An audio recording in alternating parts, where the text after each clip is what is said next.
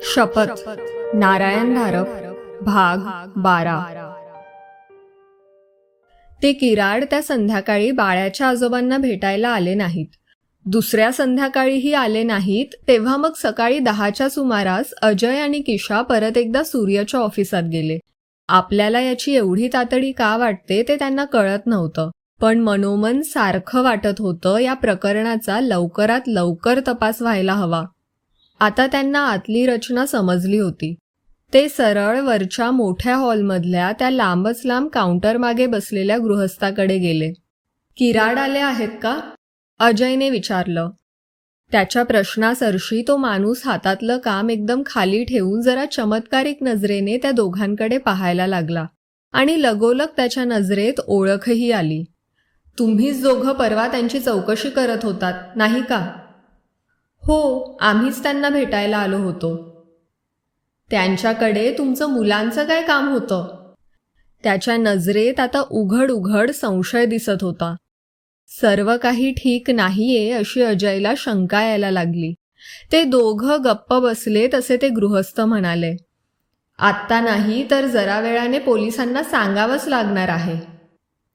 पोलिसांना? पोलिसांचा काय संबंध? किशा म्हणाला. पोलिसांचा काय संबंध विचारतोस? अरे तेच तर सगळी चौकशी करतायत आणि नाहीतरी उद्याच्या पेपरमध्ये वाचणारच आहात, तेव्हा आत्ताच सांगायलाही हरकत नाही. किराड आता तुम्हाला भेटायचे नाहीत, कोणालाच भेटायचे नाहीत. का माहीत आहे? किराड मरण पावले आहेत. मरण पावले आहेत? बापरे. ती रेल्वे चाळ आहे ना तिथल्या शेवटच्या क्वार्टरमध्ये, तिथे कोणीही राहत नाही. कशासाठी तिथे गेले होते कुणास ठाऊक. पोलीस तपास करतायत. तुम्ही जरा इथेच थांबा, म्हणजे त्यांच्यापैकी कोणीतरी येईल. त्याला तुमचे नाव, पत्ते आणि बाकीचं सांगा. थांबा जरा. तो माणूस उठून हॉलच्या मध्यभागी असलेल्या टेबलावरच्या टेलिफोनपाशी गेला. अजयने किशाला चिमटा घेतला. किशाने वर पाहताच अजयने मानेनेच निघण्याची खूण केली. त्या माणसाची पाठ त्यांच्याकडे होताच अजयने किशाचा हात धरून जवळजवळ ओढतच त्याला उभं केलं. चल पटकन. अजय खेकसला. ते दोघं दाराच्या दिशेने 2 पावलं टाकतात न टाकताच तोच त्या गृहस्थांचं लक्ष त्यांच्याकडे गेलं. अरे अरे थांबा, जाऊ नका, तो म्हणाला. त्या दोघांच्या सुदैवाने इतक्या लवकर ऑफिसात इतर कोणी आलं नव्हतं. किशा पळ, अजय म्हणाला आणि त्यांनी दाराकडे धाव घेतली. त्या माणसाची अवस्था मोठी चमत्कारिक झाली होती. फोन तर लागला होता, फोनवर बोलायलाही हवं होतं आणि या दोघांना रोखायलाही हवं होतं. हो हो, जरा थांबा, म्हणत त्याने फोन टेबलावर ठेवला आणि लगबगीने काउंटरला वळसा घालून तो हॉलच्या दारापाशी आला आणि मग जिन्याने खाली आला. अर्थात किशा आणि अजय केव्हाच दिसेनासे झाले होते. देवळाच्या मागच्या पटांगणाच्या पायऱ्यांवर आज प्रथमच ते 7च्या 7 जण जमले होते. पायरीवर जयराम, सोनी, चंदू आणि रवी ओळीने बसले होते आणि अजय, किशा आणि बाळा त्यांच्या समोर उभे होते. प्रत्येकाने आपल्याला आलेला अनुभव सर्वांसाठी पुन्हा एकदा सांगितला होता. अजयला जुन्या फोटोग्राफमध्ये पाठलागावर येताना दिसलेला तो पांढऱ्या धोत्रातला माणूस, किशाला रेल्वे चाळीतल्या शेवटच्या घरात अडवायला आलेला तसल्याच पांढऱ्या वेशातला माणूस, बाळाला पुतळ्याच्या जागी दिसलेला त्याच वेशातला माणूस, जयरामला भट्टीच्या निखाऱ्यातून फुलून वर आलेला तो जळत्या रेषा ठिणग्यांचा चेहरा, सोनीला दिसलेल्या हौदातल्या पाण्याखाली बसलेल्या त्या 2 मुली आणि रविचंदूला सर्कसच्या शिकारखान्यात दिसलेला, आधी विदूषकाच्या वेशातला पण मग खऱ्या स्वरूपात दिसलेला तोच तो माणूस. आणि मग अजयने सूर्यच्या कार्यालयात काय झालं ते सांगितलं. पण आपण बाळ्याच्या घरचा पत्ता दिला होता, किशा म्हणाला. ते किराड रेल्वे चाळीतल्या त्या घराकडे कशाला गेले? तेच ते शेवटचं घर, अजय हलक्या आवाजात म्हणाला. ते तर रिपोर्टर, त्यांना मायगावची खडानखडा माहिती असणार, त्यांचा पत्ता चुकणं शक्यच नाही, रवी म्हणाला. पण चुकवला जाऊ शकतो, बाळ्या म्हणाला. सगळे त्याच्याकडे वळताच तो म्हणाला, मला नाही का त्या पुतळ्याच्या जागी दुसराच कोणीतरी दिसला. म्हणजे त्याला मुद्दाम त्या चुकीच्या पत्त्यावर नेण्यात आलं? सोनी म्हणाली. सगळे भयभीत नजरांनी एकमेकांकडे पाहत होते. किराडला कोणी फसवलं? हा प्रश्न प्रत्येकाच्या मनात होता. अजयने एक साधी शंका बोलून दाखवली होती. या सर्व प्रकारांमागे कोणीतरी एकच आहे. आता त्या शंकेला एक कठोर सत्यता, घनता येऊ पाहत होती. पण इतर कोणाच्याही मनातही न आलेली गोष्ट अजयने बोलून दाखवली. आता नीट ऐका, तो म्हणाला. आपल्याला कोणत्याही मोठ्या माणसाकडे मदतीसाठी जाता यायचं नाही. त्यांना काहीच करता येत नाही, चंदू म्हणाला. एवढंच नाही, त्यांना धोका आहे, अजय म्हणाला. तेव्हा घरातल्या कोणासही यातलं अवाक्षरही सांगू नका. त्या किराडांचं पहा काय झालं ते. म्हणजे आपण मुलंच एकटी? चंदूचा स्वर घाबरा होता. हो, अजय म्हणाला. आणि आपल्याला प्रत्येकालाच पकडण्याचा, फसवण्याचा, चकवण्याचा प्रयत्न झालेला आहे. पण आपण सर्वजण सुटलो आहोत. आत्ता प्रथमच अजयला एक अत्यंत अंधुकशी कल्पना यायला लागली होती. रवी जयरामची भेट, मग सोनीचं येणं. एखाद्या कार्यासाठी त्या 7 जणांना जणू काही कोणीतरी निवडलं होतं. त्याच्याही मागे अगदी धूसर अशी एक कल्पना होती. माय गावातल्या भीषण प्रकारामागे जसं कोणीतरी होतं, तसं आपल्या सर्वांना एकत्र आणण्यामागेही आणखी कोणीतरी होतं. आता त्याला आणखी एक सत्य उमगलं. या बाबतीत आपण काहीतरी करायला हवं हा विचार आपला स्वतःचा नव्हताच, हेही परकच होतं. सुरुवातीपासूनच आपण कोणाच्या तरी हातची कळसूत्री बाहुली आहोत. पण मग लागलीच हा सुस्पष्ट विचार मनातल्या इतर विचारात मिसळून गेला. बरं झालं त्या ऑफिसात तुम्हाला कोणी थांबवून घेतलं नाही ते, जयराम म्हणाला. नाहीतर पोलिसांना सांगत बसावं लागलं असतं. आणि त्यांचा एका शब्दावरही विश्वास बसला नसता, चंदू वयाला न शोभणारी समज दाखवत म्हणाला. पण आता काय?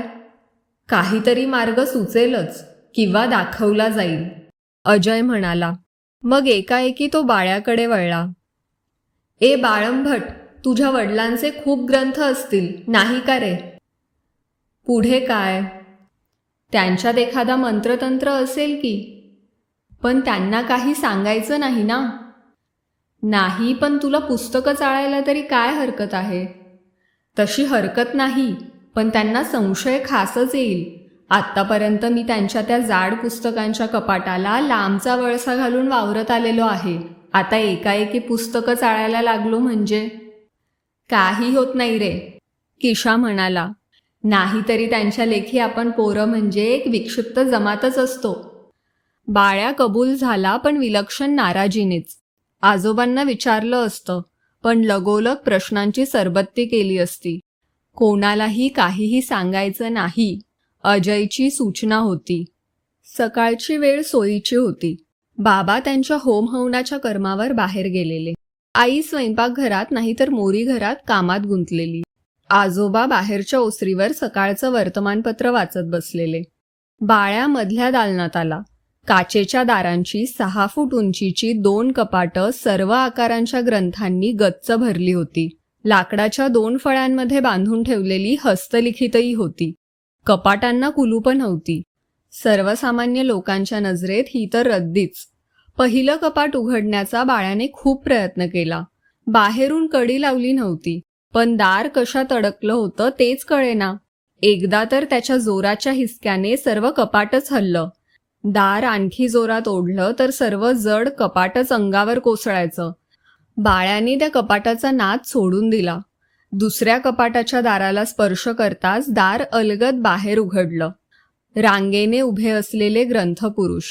पण नाही, या सर्व जाड पुस्तकांच्या रांगेत मध्येच एक जुनाट वाटणारं पुस्तक अर्धवट खोचलेलं होतं. ते बाळ्याने बाहेर ओढलं. पुस्तकाला नाव नव्हतं, वरचं वेष्टन नव्हतं, प्रस्तावना नव्हती. जुनाट कडकडणारा पिवळा पडलेला कागद. त्याने पुस्तक 2 हातात धरताच मागे कधीतरी कोणीतरी घडी घातल्यासारखं एक पान मध्येच उघडलं. साहजिकच बाळ्याने मजकुराकडे लक्ष टाकलं. उजव्या पानाच्या मध्यभागी मंत्रासारखा काही भाग होता. बाळ्याने पुस्तक मिटलं, परत आत खोचलं.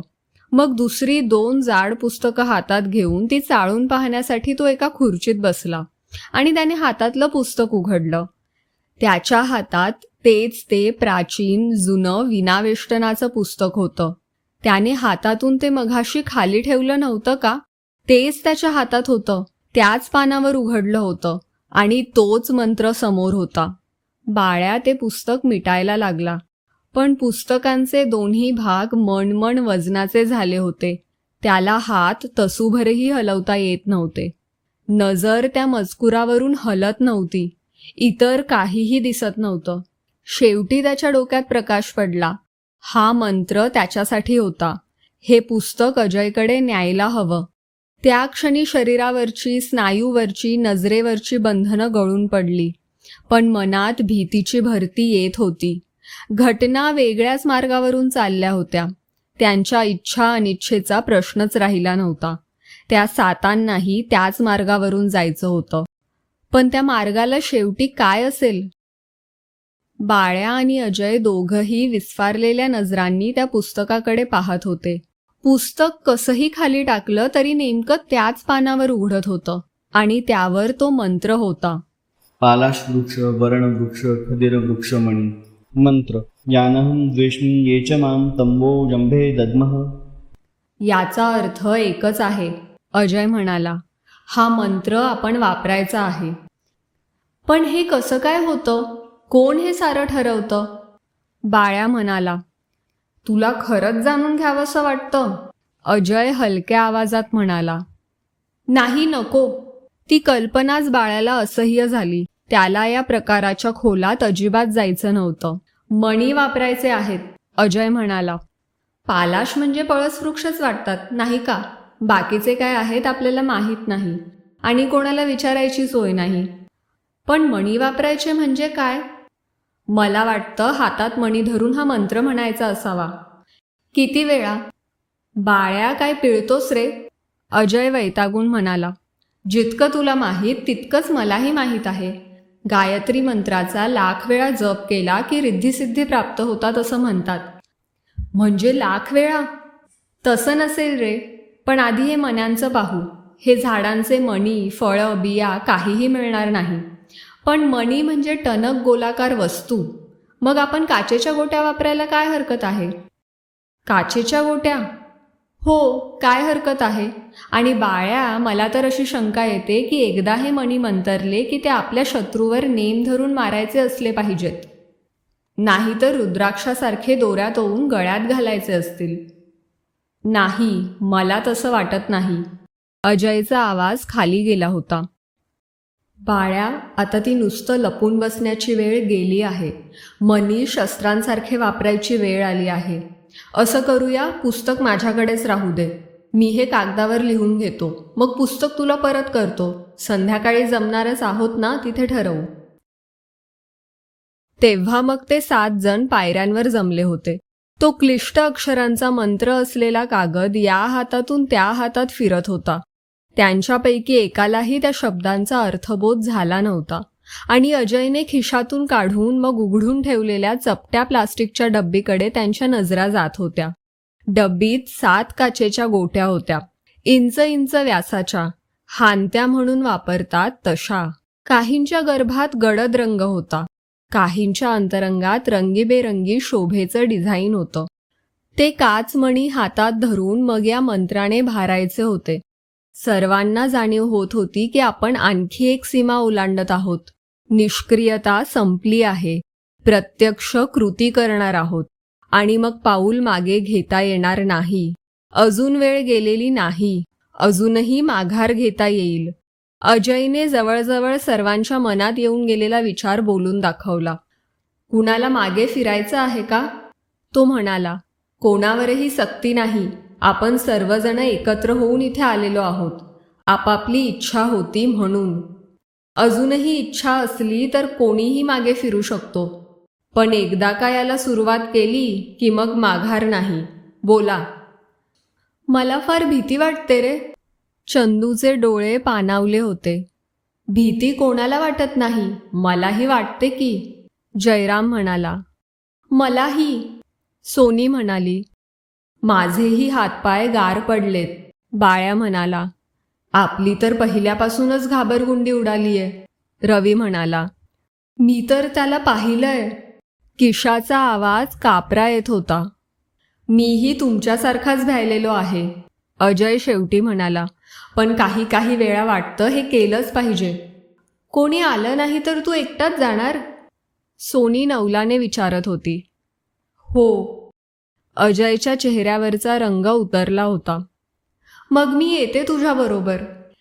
मी भ्यालो आहे म्हणालो, मागे राहणार म्हणालो नाही. जयराम म्हणाला. मग मलाही यायलाच हवं नाही का? रवी म्हणाला. मी पण. बाळ्या, किशा, चंदू एकत्र म्हणाले. सर्वांच्या चेहऱ्यावर भीती तर होतीच, पण आभ्राच्छादित आकाशात धूसर का होईना पण सूर्यबिंब दिसावं तसं त्यांच्या चेहऱ्यावर एक हास्य होतं. अस्पष्ट, केविलवानं, घसरणारं पण हास्य. मंदिराच्या दर्शनी भागावरच नगारखाना होता.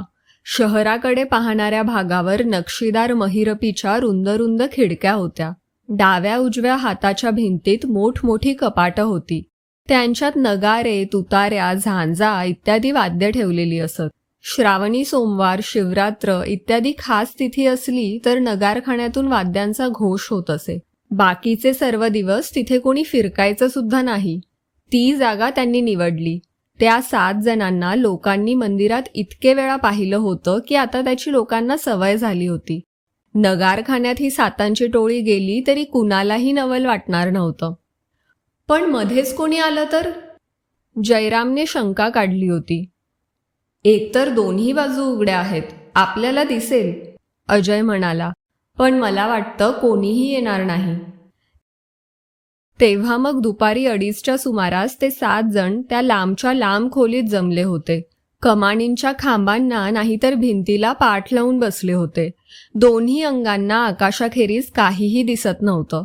पूर्व पश्चिम वारा सोसाट्याने वाहत होता. आकाशातले ढग सरकत होते. पण वाटत होतं इतर सर्व स्थिर आहे. हेच एक कोरीव कामाचं पौराणिक विमान आपल्याला 7 जणांना घेऊन आकाश यात्रेवर चाललं आहे. मला यातलं काही माहीत नाही, अजय म्हणाला.